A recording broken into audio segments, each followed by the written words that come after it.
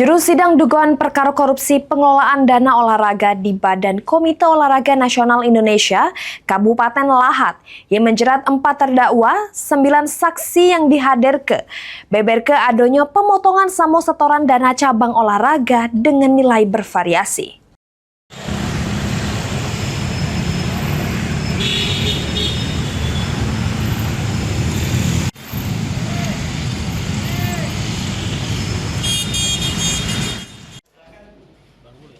Sidang perkara dugaan korupsi pengelolaan dana olahraga Komite Olahraga Nasional Indonesia Kabupaten Lahat yang menjerat 4 terdakwa dengan 3 terdakwa yang disidangke, Amrul Husni selaku Bendahara Umum, Kalsum Barifi sebagai Ketua Umum, Samo Andika Kurniawan selaku Wakil Bendahara Umum 2.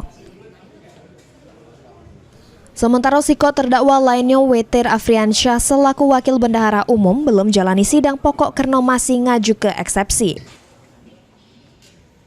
Juru sidang yang diketuai Majelis Hakim Agus Raharjo, jaksa penuntut umum ngadir ke 9 saksi yang membeberke adanya pemotongan samo setoran dana cabang olahraga dengan nilai bervariasi. Salah siko saksi Sri Herlina selaku bendahara karate di hadapan Majelis Hakim mengaku adanya pemotongan sebesar 64 juta dari anggaran 400 juta yang seharusnya diterima. Hal serupa juga diungkap ke saksi Hefra yang mengusul ke 250 juta tapi cuma nerimo 200 juta sama diminta sumbangan 40 juta melalui wakil ketua tanpa adanya bukti penyerahan untuk nutup laporan pertanggungjawaban. Selain 2 saksi tersebut, saksi lainnya juga mengaku adanya pemotongan yang bervariasi.